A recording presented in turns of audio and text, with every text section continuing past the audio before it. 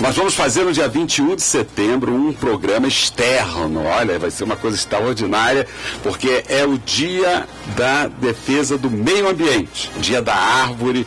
Nós vamos fazer um programa externo lá na Ilha do Governador, inclusive com a desembargadora Maria Colares, que é a maior autoridade em meio ambiente do nosso tribunal, é uma desembargadora aposentada, e vamos ter esta alegria. Vai ser uma experiência nova aqui do nosso programa. Nosso programa sempre investindo e modificando o seu perfil para ter cada vez mais adeptos, ouvintes e participantes, né, associados, porque todo nosso ouvinte se associa à nossa proposta e faz perguntas através do telefone 35720760 ou no WhatsApp. Olha, modernizamos aqui o programa. Você liga para o 998080819 e faz as suas perguntas que nós vamos responder aqui. E está assistindo o programa, olha aí como a turma está bonita aqui, todo mundo elegante nessa mesa, através do www.redejuridicatv.com.br. Marcinha, você queria fazer uma pergunta aqui, vamos lá. Pois é, eu queria a nossa jornalista. Bom dia para os desembargadores, bom dia para a Berenice, bom dia para os ouvintes da Rádio Manchete. Eu queria saber um pouquinho sobre adoção. Eu sei que você adotou algumas crianças, se você adotou essas crianças novinhas, assim, bem pequenininhas ou de uma idade já um pouquinho mais avançada. Eu queria saber um pouco o que motivou você a esse ato de amor. Bom, o que motivou, na verdade, assim, eu gostaria de levar todas para minha casa, porque eu amo criança, eu adoro criança, e lógico que as crianças crescem, né? E a gente precisa ter muita consciência quando você vai adotar, porque você não é porque a criança é bonitinha, você precisa compreender, principalmente, que ela vai crescer e você precisa ter uma estrutura, primeiramente emocional, psicológica, física, financeira, tudo para que você possa cuidar muito bem daquela vida, porque a criança, ela é vida, e isso é uma verdade como um nascimento. A gente precisa renascer quando a gente adota uma criança e quebrar muitos paradigmas, na verdade. Eu tenho uma criança, quando eu adotei, por isso eu tenho tantos, que as pessoas muitas vezes elas perguntam, só porque você é apresentadora de televisão você tem 5 crianças em tão pouco tempo? Não, não é verdade. Eu tenho 5 crianças porque eu tenho gêmeos, eu tenho uma irmãzinha que eu adotei, ela estava na CTI, eu nunca fiz escolhas. Eu sou mãe. Então, aquela criança que estava propriamente quase já em coma, eu cuidei daquele bebezinho e trouxe para minha casa depois de uma semana. Conseguimos reverter o quadro. Qual foi, assim, o meu maior remédio? O amor. E a minha presença e a presença do meu marido. Eu de plantão o dia inteiro e o marido à noite. Com aquele bebezinho no coração e falando no vidinho dela, mesmo entubada, congelado, porque no hospital nem cobertor tinha. Eu pegando minha roupa, cobria aquela bebezinha e falava, mamãe está aqui, você vai sair dessa. E logo depois apareceu a irmãzinha dela, né? Que a irmã também foi abandonada, as duas foram abandonadas. A irmãzinha veio, então eu não permiti que jamais a minha filha tivesse uma irmã numa outra família. Eu falei, não, eu tenho. Então vamos aqui. Eu tenho de todas as cores. Eu tenho um índiozinho, eu tenho uma mulata, eu tenho uma negra e eu tenho um branco, que são os gêmeos. Todos eles foram crianças que eu tirei de hospitais, na verdade, tá? Todas elas muito, assim, em estado de saúde precários, e todas elas hoje, graças a Deus, estão saudáveis, todas perfeitas e estudando e vivendo muito bem, com muito amor. E se me permite, tá, doutor Ciro, eu quero falar que eu tinha um índiozinho, que ele estava com 8 meses na CTI, ele tinha um quadro de tetraplégico, e em 6 meses, ali, totalmente cuidando dele 24 horas. Hoje essa criança, ele não tem nada, não tem uma sequela, ele corre, ele anda, é uma das crianças mais inteligentes do colégio. Qual a idade delas? Qual a idade das crianças? Eu tenho de 6 anos os gêmeos, 2 crianças de 5 anos e uma de 4.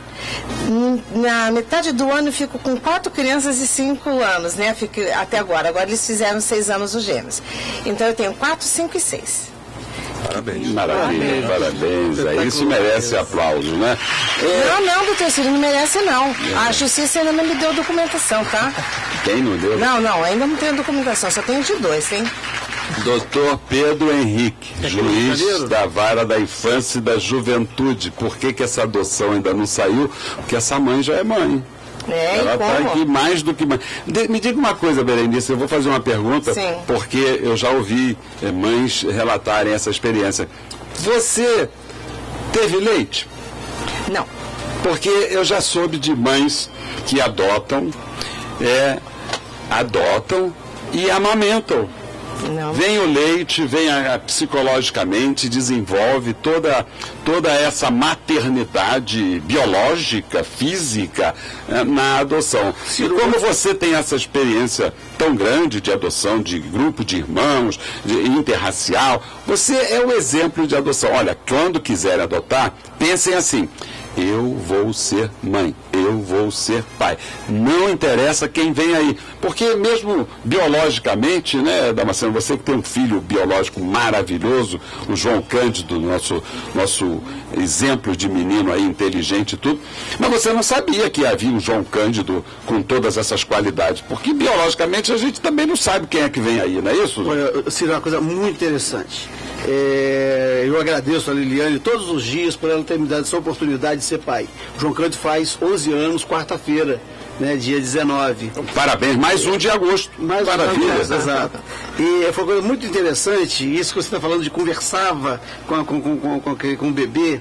Eu conversei muito com o João Cândido quando ele ainda estava na barriga da Liliane. Eu falava de um lado, formava um ovo do lado da barriga. Eu passava para o outro lado e ele fazia a mesma coisa, né? Agora, na hora que ele nasceu e eu o coloquei no colo, né, que eu peguei, que eu acho que o pai tem a dimensão, essa dimensão física, né, da efetividade da existência do filho. E é muito interessante, isso altera completamente a vida da gente. E eu tenho, Ciro, alguns exemplos, já te falei que eu tenho um irmão adotivo, eu conheço alguns casos, até vó, né, que promoveu a lactação, que deu leite. E eu tenho uma amiga que não conseguia ter filho, fez tratamento, não conseguia, adotou uma criança. E posteriormente ela engravidou 2 vezes. Acontece, né? Muito. Acontece alguma coisa na cabeça. A pessoa fica calma, relaxa. Acontece alguma coisa na cabeça de quem é pai, de quem é mãe. Porque de quem é pai eu posso dizer, né? Porque eu vivencio essa experiência cotidianamente. Né? E deve acontecer também na cabeça de quem é mãe, seja biológica ou adotiva, né? Que altera alguma coisa no funcionamento, né, do metabolismo.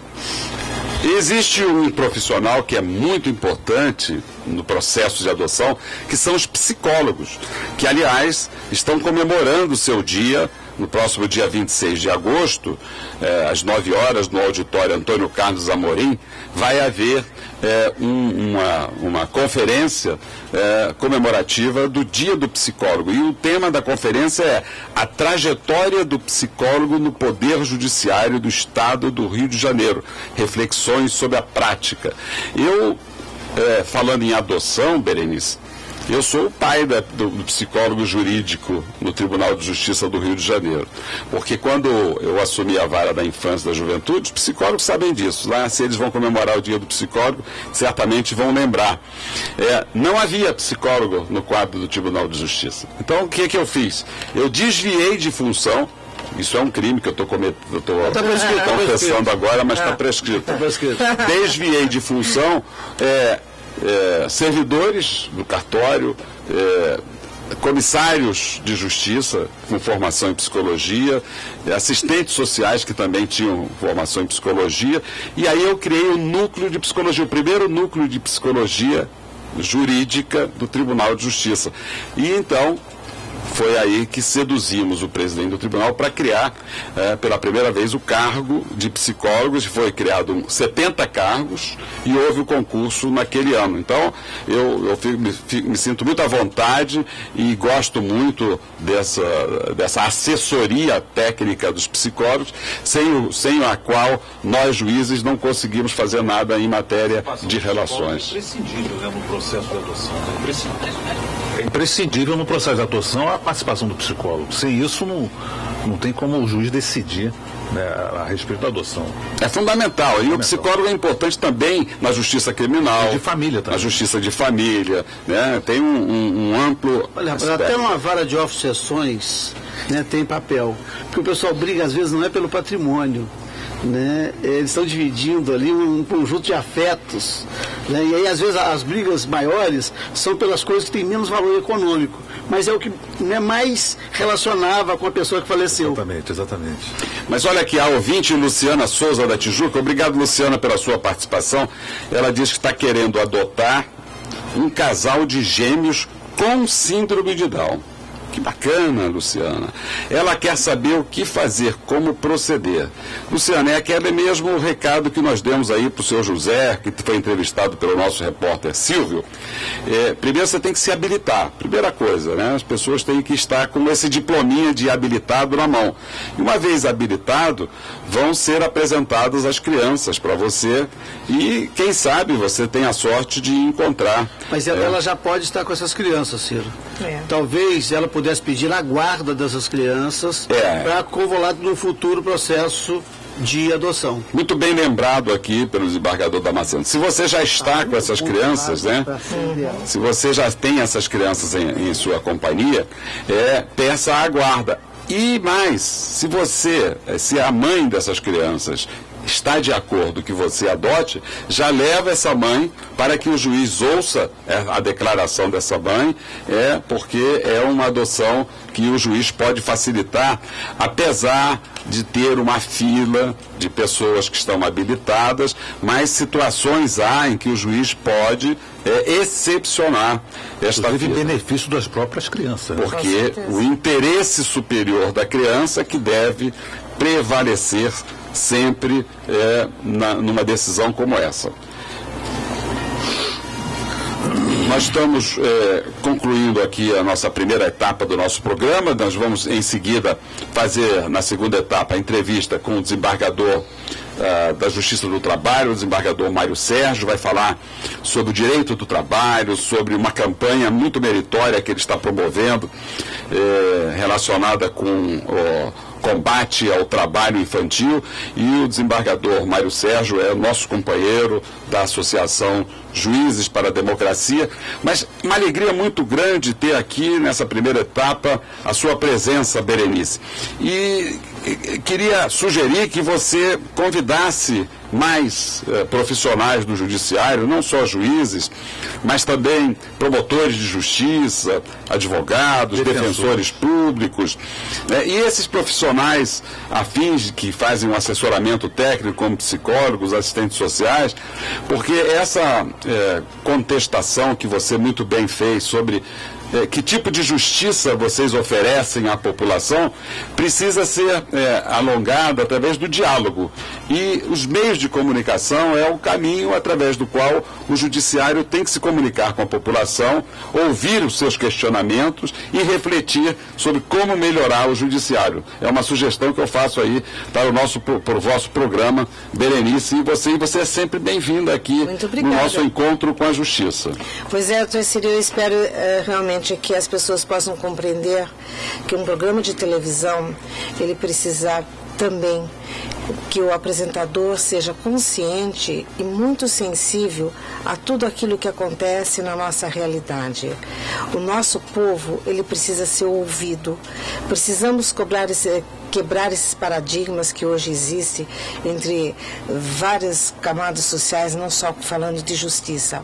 O nosso povo é um povo sofrido, o nosso povo precisa ter hoje, mais do que esse sangue que eles derramam, que caem, que são lágrimas, eles precisam ter essa justiça ao lado deles para que nós possamos caminhar dentro daquilo que a gente mais pede, é a justiça, porque o nosso país é um país onde a justiça não é feita. Hoje a gente está aqui, eu estou falando como jornalista, não estou falando absolutamente porque estou do lado da lei aqui ao meu lado. Eu, como cidadã, como Berenice, eu peço a esse nosso governo, ao nosso país, aos nossos governantes, que olhem para esse povo e vejam nos olhos os nossos brasileiros a dor que vive, porque eles não têm prato de comida na mesa, não tem comida. A gente fica aqui deixando os nossos impostos para os nossos governantes e o nosso povo sofre, e isso é injusto, e nós precisamos ter programas de televisão que falem um pouco mais dessa verdade, dessa justiça, e para de colocar bandido sempre em evidência. Nós precisamos ter vergonha na cara e começarmos a trabalhar quebrando principalmente esses políticos que fazem corrupção ao vivo em nossa televisão. Nós precisamos ser pessoas conscientes, porque o maior governante nosso se chama Deus, e Deus está dentro de cada um de nós. Vamos mudar isso. Muito obrigado, doutor Ciro. E me desculpe, porque eu sou a defensora realmente dessa população carente. Parabéns, muito obrigado. Muito bem, Berenice. Você é uma mulher guerreira e que nos representa na área de comunicação. Mas falando em bandido, nada a ver com o secretário Beltrame, apenas uma frase que eu achei muito feliz dele. Ele diz o seguinte: olha, o secretário Beltrame, não é um assistente social que está falando, não, é o secretário Beltrame. Ele diz assim: não vejo agendas nítidas, transparentes, quando o assunto é política para a juventude. Essa mesma juventude que a polícia do Rio de Janeiro mata, porque a polícia do Rio de Janeiro... Uma política que ele ajudou a instituir em 2007. Né? Mas veja, Damasceno, como é que alguma coisa está acontecendo de errado. Alguma coisa está acontecendo. Tem aquela música do Caetano que fala, tem alguma coisa acontecendo. Alguma coisa está fora da nova ordem mundial. Alguma coisa está fora da nova ordem mundial. Porque você ouviu o secretário Beltrame dizer assim: de conversa fiada, todo mundo está cheio. São anunciados investimentos para a juventude e a gente não vê. Não vejo política capaz de abarcar apenas um olhar marginal. Isso é frase do secretário Beltrame. Caramba. Caiu a ficha, 8 anos depois caiu a ficha. Porque eles pensaram que eles iam colocar ordem no país com a militarização das comunidades pobres. Mas viram que isso não resolve. Aí caiu a ficha, né? E é bom que, ainda que 8 anos depois, né? Nunca é tarde, né? Nunca é tarde. Nunca é tarde. É um bom momento para ele ver isso. E hoje está sendo realizado no Tribunal de Justiça um encontro de coordenadores da infância e da juventude de todo o Brasil. E agora vamos para o Jornal 760, edição das 11 horas, com Enio Paes.